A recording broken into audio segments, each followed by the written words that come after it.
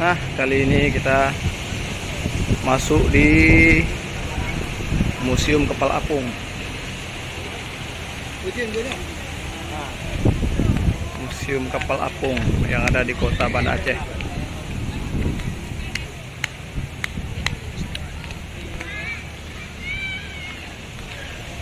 Ini ya bentuk kapal apung yang digeret oleh ombak tsunami. Sejauh ukuran berapa kilo? Jauh lah pokoknya.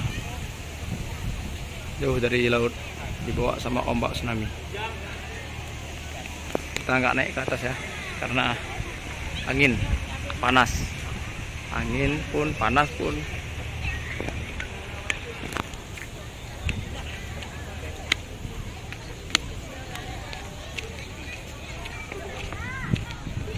Inilah bentuk sekilas kapal apung.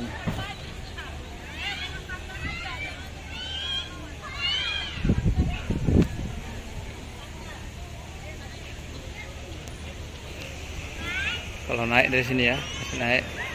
Nah, sampai kata di dalamnya itu ada puing-puing